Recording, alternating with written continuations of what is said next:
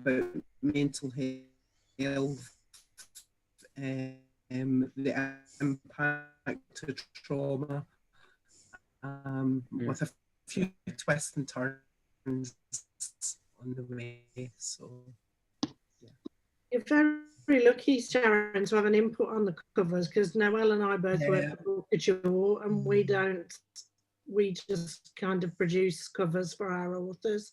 Yeah, I know I'm very lucky in that respect, Kim, because I know a lot of people don't have any input, but it was very yeah, that was the easiest part of writing the book, picking the cover, I think. But yeah, I could imagine not having any input on my cover.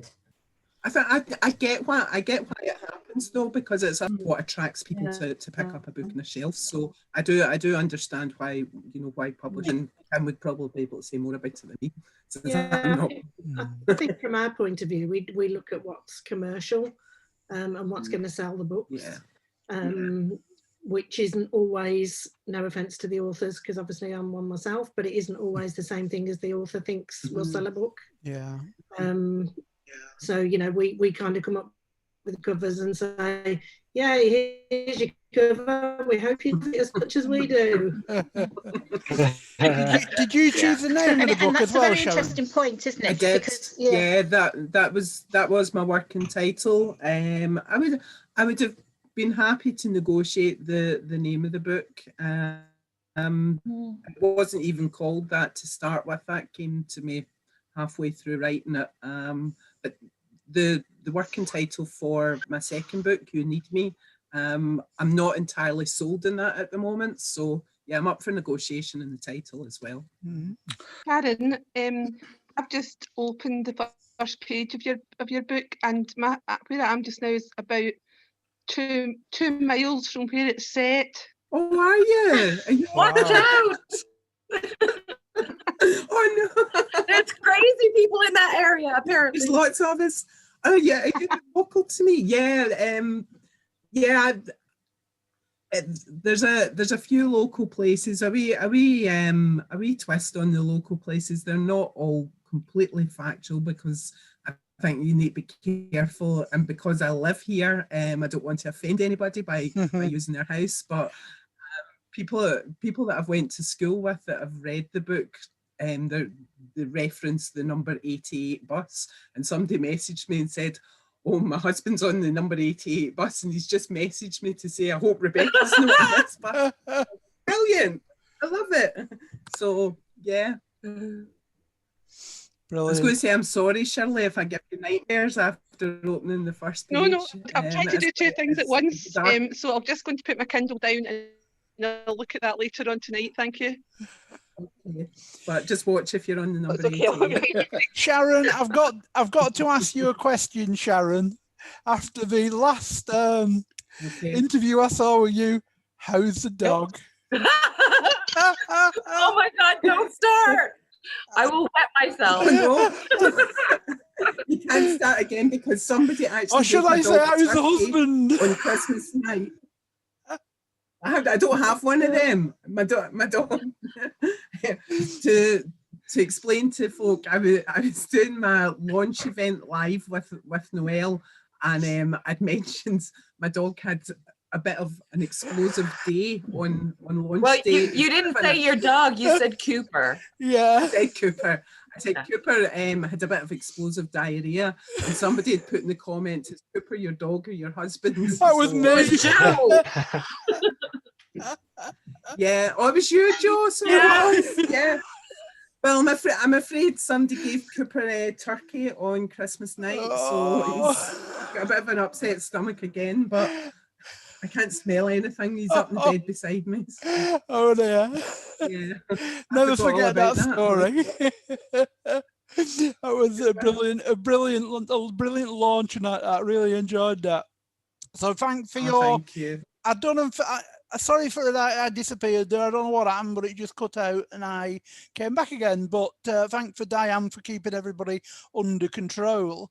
So who we got left now? We have Shirley. Is Shirley a reader or a writer? And same with Andy.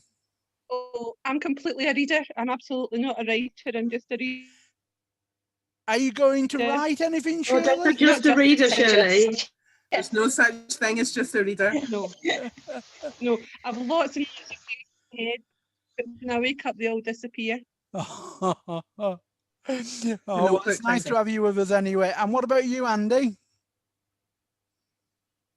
I'm a reader, but I also I'm an editor for a couple of business magazines, etc. So I'm always interested in the process. Right. And one of the question I'd like to ask, a general question, is you were talking about book covers.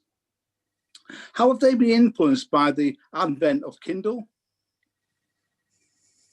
Well, certainly not anything on my side. I wouldn't know in terms of the bigger national kind of thing, Andy, but certainly not influenced particularly in my neck of the woods anyway. So I don't know if that helps, but it's ways. Yeah.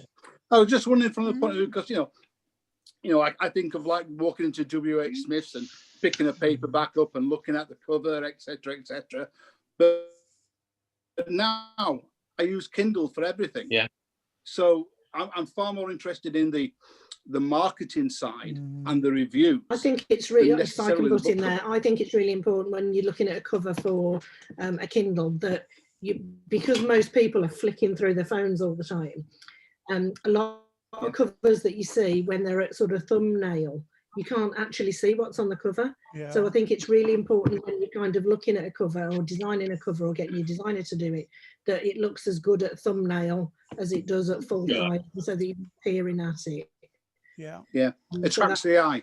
Yeah, definitely. But I think on Kindle, I don't think it's as important. It's obviously important for a buying point of view, but I think, it's not something that sits on your bedside table and you look at the cover all the time. In fact, when you buy a Kindle cover, you have to flick back to get to the cover because it lands on the kind of the beginning of the book. Posting Facebook groups lately that have said they're not really that bothered by the cover because they look at the author and they look at other things, but I think there's a whole different thing there from paperback. I think you're right, yeah. And also from social media. I think as for well. paperback, you really need a striking cover, and then automatically, if you publish on Amazon, like I'm an indie author, it goes automatically on the ebook. But I don't make allowance for ebook. I actually just want a striking cover that matches my story, and that's going to look good on paperback. That's my criteria more than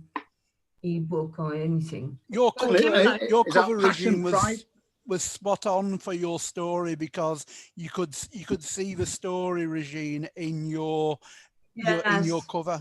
The cover itself told the story. And that's why I do it myself, because I just want to know exactly. I mean, that's what the cover is for Fell Vision. Now there's archway, there's a train, there's a cycle, there's a guy, and all of that is relevant. All of this will unfold in the story.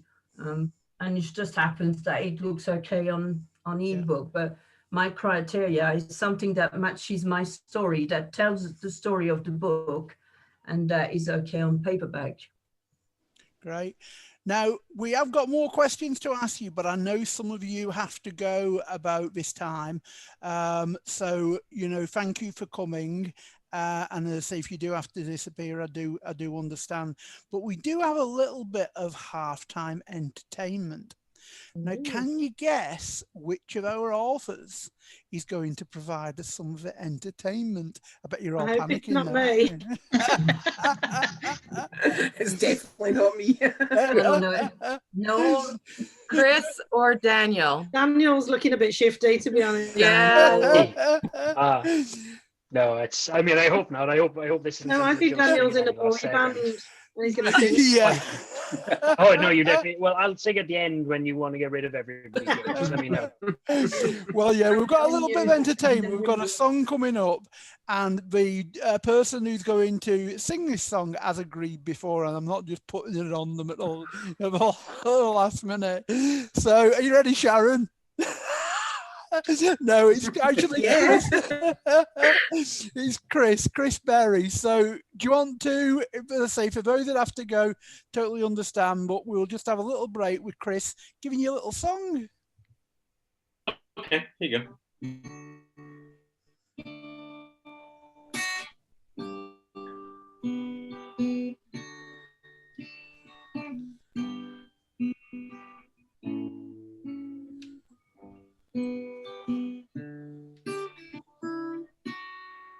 Close my eyes and think of you. See your face, you smile. To be with you every day. I just can't smile when you're not there. It's not the same if you're not there. You're every beat of my heart every day. When you smile, that wonderful smile that blows my cares away. When you hold my hand, you kiss me softly. I love you more each day.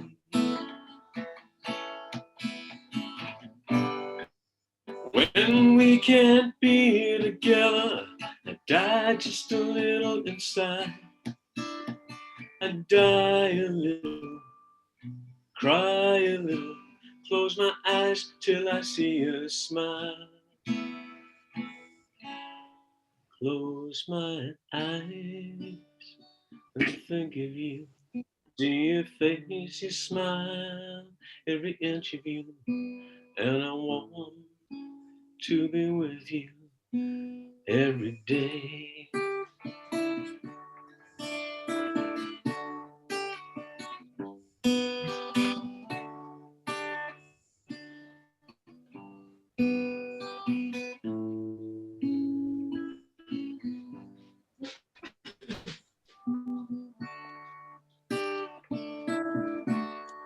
When you smile,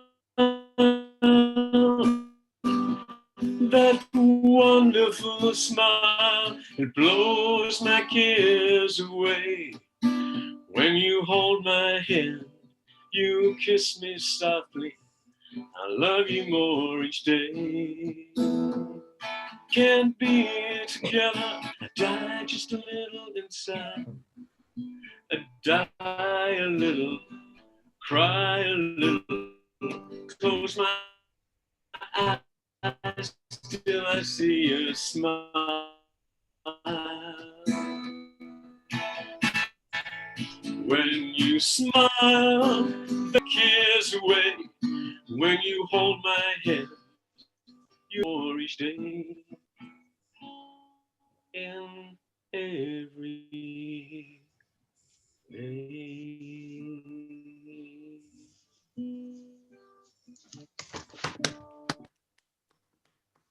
That was wonderful. Thank you, Chris. Wonderful. Thanks, Chris. That was great. Much Thank appreciated. So I know a couple of you have got to get off soon, so I'm just going to go quickly through the next question. So 3 guests that you'd like to have to dinner. They can be living, dead, fictional, whatever. And also your favorite book. So we will start with Kim. Do you want to tell us yours, Kim, if you can think of any? Oh, I would think that my favourite book has to be a book by Millie Johnson, who is a rom-com author from Yorkshire, and it's called A Spring Affair. And the reason that it's my favourite book is because it's the book that changed my life, because I resonated so much with the character that was in the book, and it was the first time I'd ever contacted an author. And I messaged her and just said, you know, this book was absolutely amazing.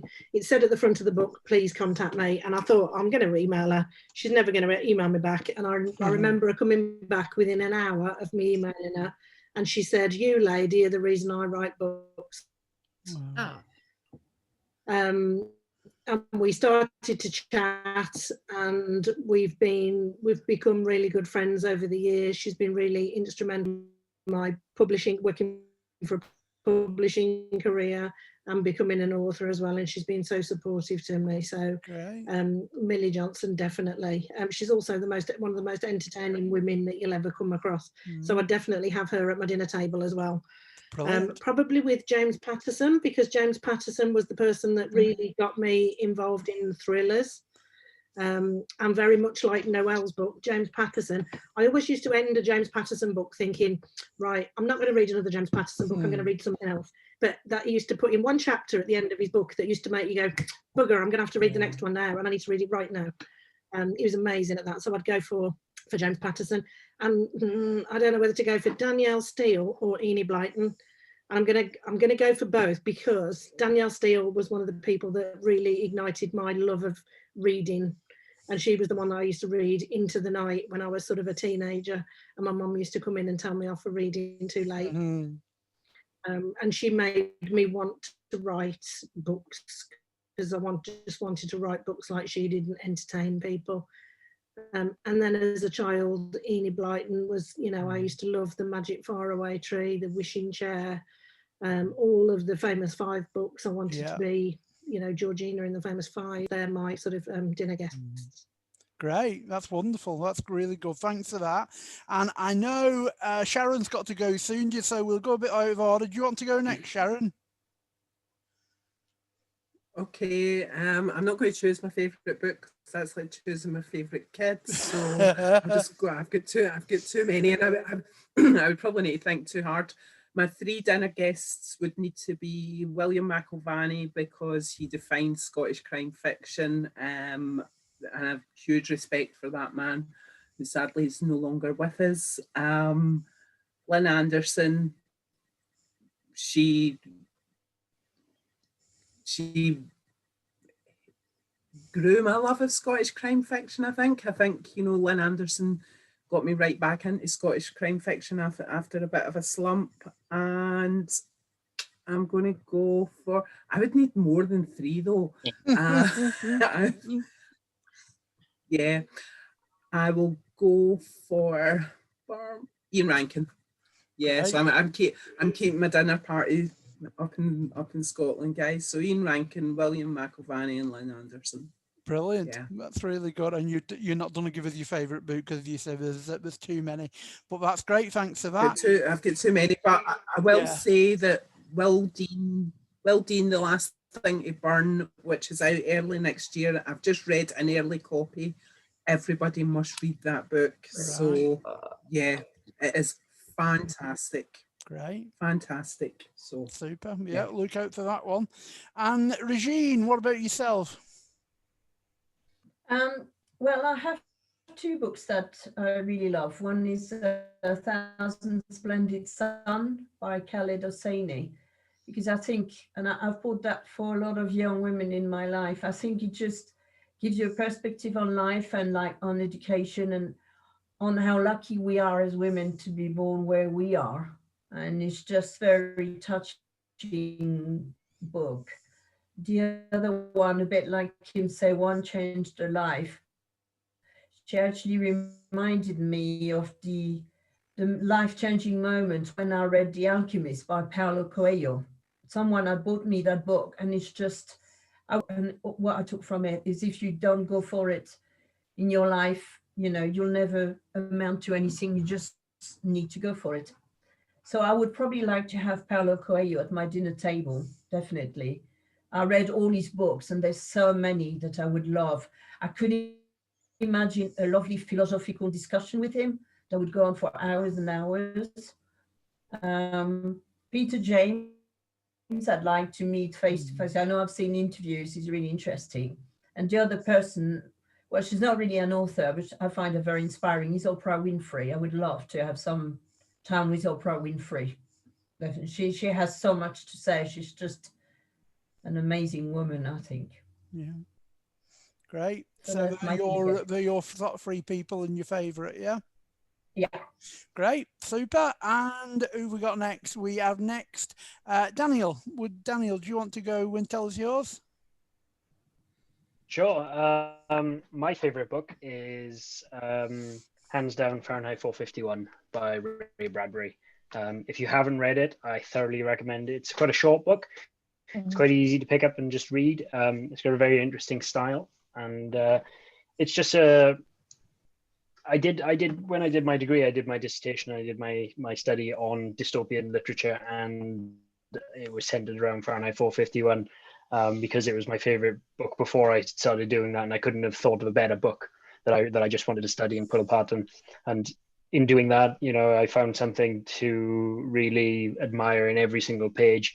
And it taught me more about writing, just studying that book, than kind of my whole degree, which was supposed to teach me about writing. So yeah, it's definitely my favorite book. And Ray Bradbury is a wonderful man, a gentleman, a scholar, and a great mind, I think. And he'd be my top choice as well to have to dinner, I think. Right. My second choice would be Franz Liszt, the composer and piano virtuoso. If you don't know anything about him, he's a magnificent pianist, a German-born, and pretty much just a rock star. He's just got the most insane stories about him.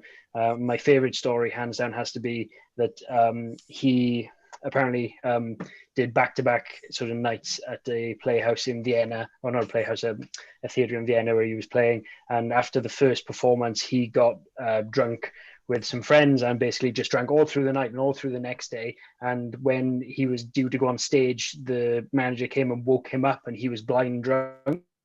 And he basically couldn't stand, and he walked to the edge of the stairs to go down to the stage and fell down there and broke his leg. And then they wanted to take him to hospital. He said, no, I'll get up and I'll play. I just need somebody to come and press the pedal for me. So he literally went on stage and started playing, and had somebody come and press the sustain pedal on his piano every time he nodded to them. So, and it's just in, the 1850s in Vienna. And I just imagine this is just, I don't know, just total rock star status. And then I read, a kind of a bit of a biography on him, and he just seems like an insane human with a crazy life. So he would be guess number 2. And guess number 3 is always the same answer for me, and that's Tom Cruise, because I mean, he's pushing 60, and that guy can run. I mean, like, it's either Scientology or being like a multi-millionaire. I don't know what it is, but he just I just want to know what does Tom Cruise eat? What does he do to be Tom Cruise? I mean, it's just, make sure he doesn't shout at you. You've heard about him. Make sure he doesn't shout. Yeah, well, I mean, you just got to keep a safe distance. I mean, it's just like social distancing, isn't it? So, a social distance dinner, yeah. That's great. Yeah, definitely. Great story. Now, I believe Sharon's leaving us, so thank you, Sharon. Thanks for coming, and we'll see you again soon. Okay, so next we have Chris. Do you want to tell us yours, Chris? Okay, so the book first would presently be The 39 Steps by John Buchan, back in 1914 when he wrote it, and it urged me on so much that I actually ordered the copy. Richard Hannay, so it's all about the fictional detective Richard. Well, he's not a detective at all. He's just a guy who gets caught up in situations. But he wrote the 39 Steps. If you've ever watched the film The 39 Steps, or one of the 4 versions of the film, I watch religiously. I love black and white movies. I will watch the original 39 Steps with Robert Donat in the title role every year, probably at least twice, maybe 3 times, right? And when I get bored, shove it on whilst I'm writing. It's just there as wallpaper background. I read the 39 Steps again for the second time. I've been reading books again this year. That's not because other people are not writing good books, don't get me wrong. It's just the fact that, the things that appeal to me. If you think the film is what it's all about, then like a lot of films and books, it is nothing like it, right? It uses certain elements from the book in the film that Hitchcock did as one of his early works and the like. But the actual book, 39 Steps, is just an absolute, it's a really, really, really, really good on-the-run read. The Richard Hannay's on the run, basically. So I would definitely say that. I would also say, though, that The Dice Man by Luke Reinhardt, if you want weird and wonderful. You can only have one. You can only have one. Just runs his... I'm doing this, runs his life by rolling the dice, and then he has things that he puts down for it. Dear God. So what about your dinner guest? Who would you have as your dinner guest? I'll definitely have Joe Longthorne, because he was such a wonderful man and a lovely man to write his book about as well, and one of the great entertainers and a great voice. I would most definitely have him. I would also have John Lennon, who passed away, of major names that meant anything really nice. But John Lennon dying, I'd always wanted the Beatles to get back together in my lifetime, and wanted to see them back. And Lennon was to me, the heart and soul. I know Macca's just had his new album out, go to #1. Was the spirit in the Beatles, so far as I was concerned. He was very much at my heart anyway. And then I'd go Ian Banks. Ian Banks, I think I'd go for. I'm not just playing to the Scottish ladies that have been on here tonight, but Ian Banks, Peter May, all those kind of authors. And Scotland is great for authors. It's just absolutely fantastic for it. If I can have a fourth, I'd have had Andy on. I'd have had Andy on because he's going to hopefully buy my books on Kindle tonight. So I've already got it. That one's $1.99 on Kindle. That one's $6.99. Oh, you've got it, have you? Good. Brilliant, brilliant. And so thanks for that, and Chris. And now we'll go on to Noelle. Let me you, Andy. Okay, I'll go with my favorite book first. It's Crime and Punishment by Dostoevsky. It kind of gave me my love for philosophy. I did a degree in philosophy, but also hit my crime side, because there was the idea of morality and what would you do. So I would definitely, and I've read it probably 50 million times. So that's my favorite go-to book. As for authors, I'm going to say Will Dean, because it's Will Dean, hair. He's got this great big dog that I'd ask him to bring. But he's also a really nice guy and he's fun to talk to. I'd have Ian Rankin, because he is like one of my all-time favorite authors. So and even though I can never say a word when I'm around him, I'd still want him there to talk. And Martina Cole, because she is just crazy and hilarious, and her voice cracks me up every time. That deep smoker, whiskey drinking, kind of harsh. I mean, she almost sounds like one of those crime bosses herself. She does. Yeah, that would be those. Yeah, and she's amazing as well. She's incredibly funny, and rude, so it's great. And she swears a lot like me. That would be one hell of a party. Well, that's great. That's got to be really good. That's great. Thanks for that, Noelle. So we may as well ask our other people that are here as well what they would like. So Diane, do you want to go first?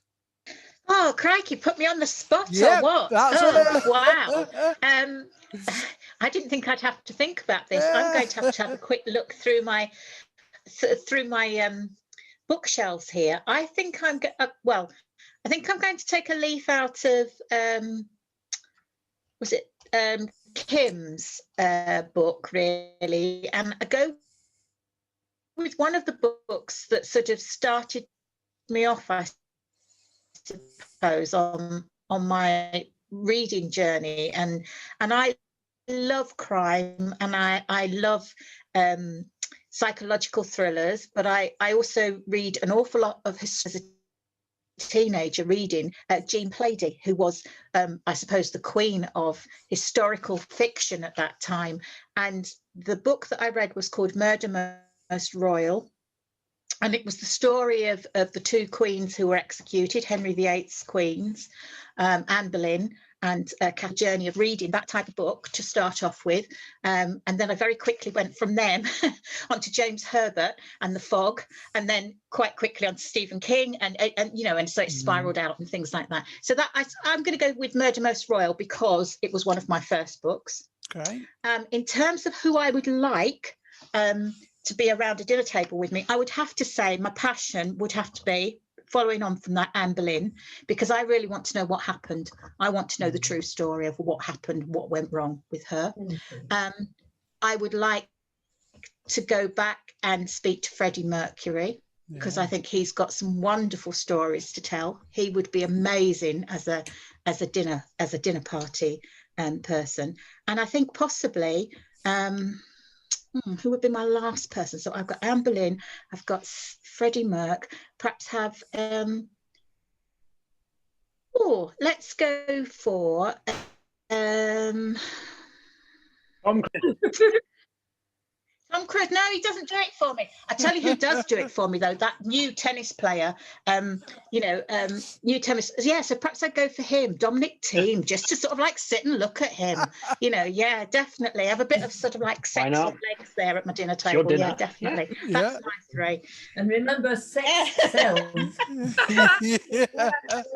Exactly. And he certainly spells it when he's on the tennis court. That's great. Well, three great people there for your dinner party. I think that's going to be a bit of a hectic Yeah, let's not night. make any jokes about tennis balls hidden in No, pockets. better not. No, we'll pass on that one. Now, basically, there's a few leaving us, so unfortunately, as you go, we'll give you a bit of a wave. But thank you for attending this evening. But we've still got a couple more to ask. So, Andy, do you want to go next? Yeah, can you just remind me the question? It's basically your favourite book, and for a dinner party, free guests. They can be past, or dead or fictional.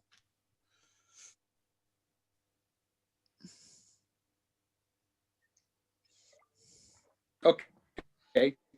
Favorite book for me is always the last one I've just read. So I've just read Liverpool Loyalty by Kat Finley. Great book. So that would be my favorite book at the moment. But I'm sure by the time I read the next one tomorrow, it'll be somebody else. Yeah. I like my sport. So I apologise if you may not have heard of Ellery Hanley, who's a rugby league legend, and the author, Ricky Black, because he writes about Leeds from a crime point of view, particularly the area of Chapeltown. Great. And you've got one more, have you? One more dinner guest? I've named three. Did you name three? Sorry, I think I must have cut out when you named one of them. Ricky Black, Ellery Hanley, and Marcelo Bielsa. Talking to a Wigan guy, you see. Yeah, that's there, Andy. Yeah. And Shirley, thanks very much for that, Andy. And what about you, Shirley? And also, Joe. Yeah. I was going to say, I'd have blues in the background. You'd have what in the background? Blues music. Oh, yeah, good idea. Good idea. Sorry, Shirley, go ahead. Yeah, I think it's a bit like Andy, but I think if I was to look back, the author that I've had lots and lots of enjoyment from is Ken Follett. Yeah. Love I've enjoyed reading all his trilogies and things like that, which have been really interesting. My dinner guests, I would have Enid Blyton, again, just like many folk, that's where we started off. And then I would like to have Stephen King, somebody else that had mentioned that as well.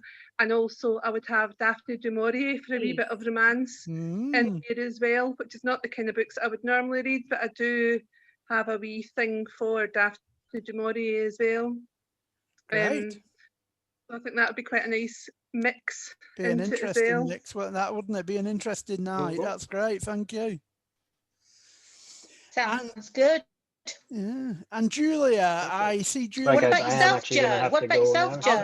I'll just ask Julia first of all, and because I see Julia's recently joined us, and then I'll give you mine. Are you with us, Julia? Can you hear us? No, maybe I see she's muted. So, do you want to try unmuting yourself, Julia? Yeah, I'm sorry.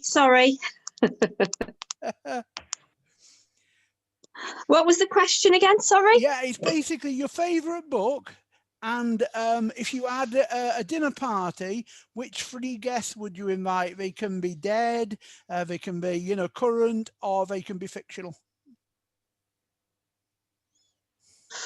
Ooh, favourite book I think has got to be Pride and Prejudice.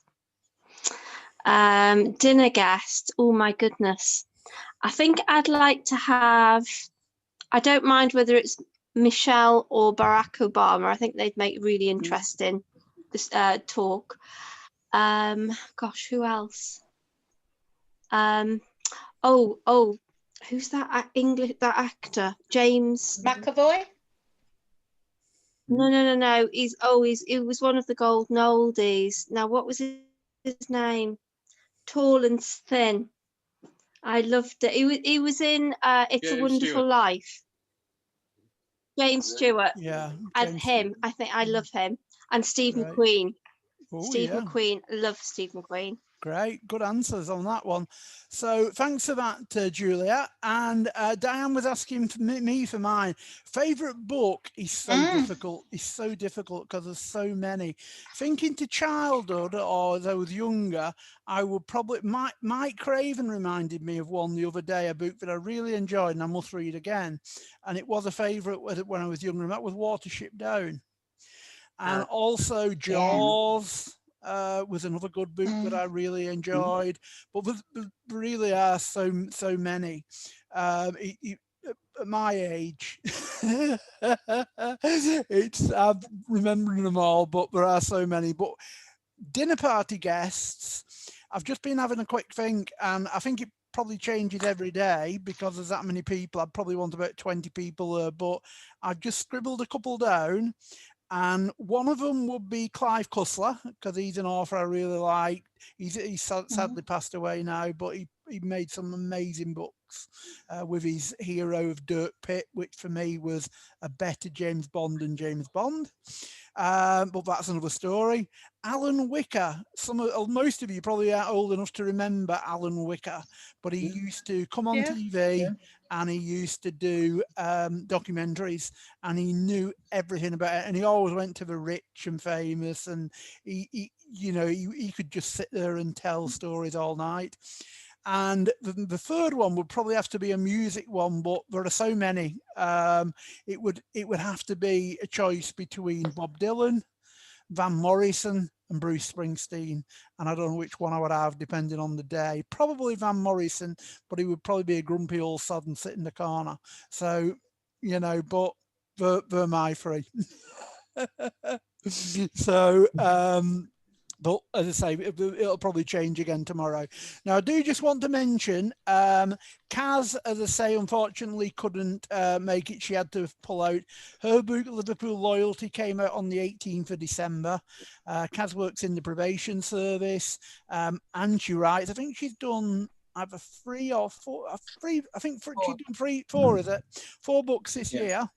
And she's just churning them out, and they are excellent. So I wanted to mention Kaz. Also, a couple of other people have sent me messages. Edie Bayliss as well should have been here tonight. I don't know. I've got a few messages come up, so I may have a message from her. She has her new book out today, and I'm sorry, but the title's gone straight out of my head. But she's got a new book out today, which is great, and there's a character in there that you may know. That's all I'll say, but it's a great book and it's out today.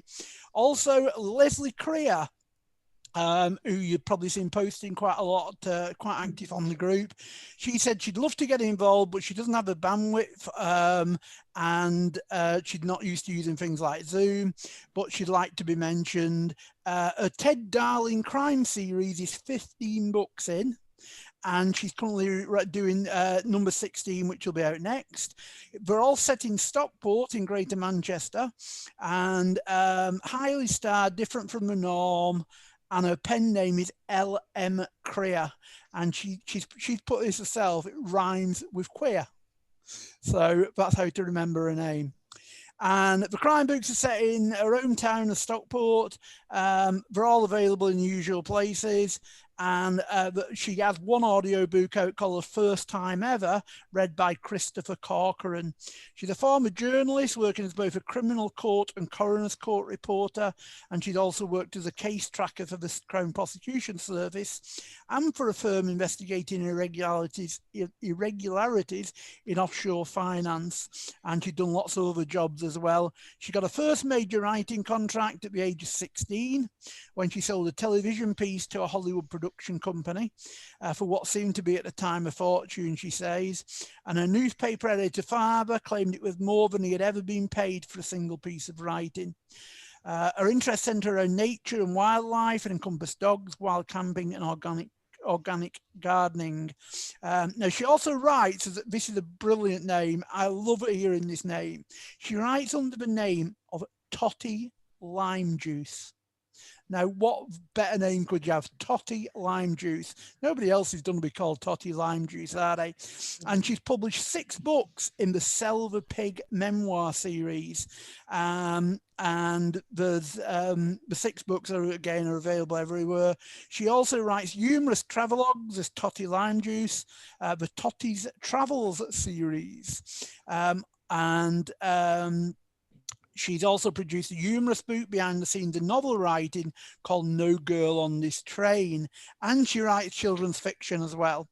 So that's quickly, we'll now go on to Carl. Carl can't join the group and he can't be on Facebook because of his job. So he's very interested in the group, but he can't join us, which is a bit of a strange one. And he's an investigative journalist with a military background. And when he's not working, he writes from his small, isolated cottage in the wilds of the East Midlands, where he lives alone with a one-eyed cat called Crippen. And his first novel is called Looking for Lulu. And he said, you could be sitting next to him in a pub, you'd never notice him, but he would see you. None of his victims had ever noticed him, sitting there, glancing occasionally at them. Even if they had, they would have seen no cause for alarm. Bland, uninteresting, a civil servant going home to his equally bland wife and children at the end of another working day. Anonymous, invisible and faceless. That's what they'd all thought, but they were all wrong.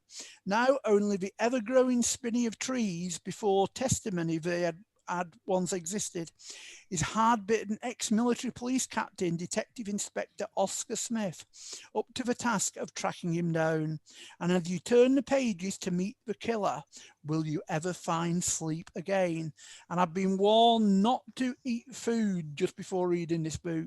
So I'll let you be the guess of what may be involved in that. And finally is John McKay. And he was due to be coming today, but he didn't feel very well. So he's had to call in sick, so to speak. He lives in South Africa. And he says Michaela Jones was just an ordinary Midwestern teen trying to survive the insane asylum she called a high school and make it to the college in one piece. That was until she was tasked with fulfilling the father's dying wish with a seemingly impossible mission. Take your place on the wall and make a stand against death and his entire legion of the damned. Now Michaela, Naz and a demented book/bodyguard must save the world from utter chaos and drive the darkness back. So that's information on him. Edie Bayliss, as I said, has got her book out today. And it's called An Old School. That's it, thank you, An Old School. And while we've been on her, I've heard from Rick, our other admin, who apologises that he couldn't make it tonight, but his daughter has been ill. So our best wishes go out to Rick and his daughter. So just before we finish, does anybody else have any questions or anything they'd like to add? No, that's great. Well, thank you all for attending. No, just thank you. Thanks for everyone for attending, and for you, Diane, for helping out when I got cut off as well.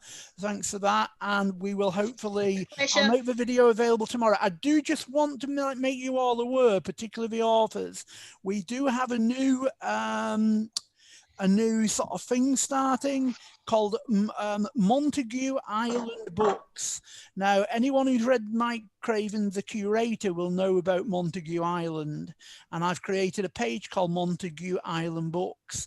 Now, basically, if you trace on Facebook, you'll find it, and it is going to be my version of Desert Island Discs, but for books.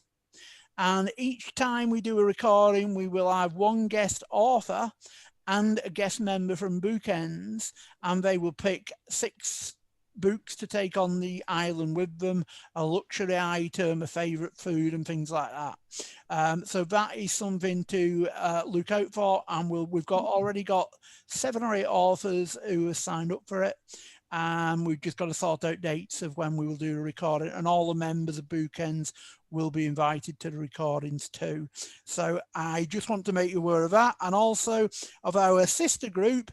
As well as Bookends, we've also got Armchair Gangsters, which looks at gritty UK crime, and you know, it specialises in that. So I just wanted to make you all aware of that, of those things that are going on, as well as our great book club. So with all that, I would like to thank you all very much for attending, and we'll catch you again next time. Bye for now, and Happy New Year. Bye. Happy New Bye. Year, everybody. Happy New Thank Year. you. Thanks for attending. Bye. Bye. Thank you.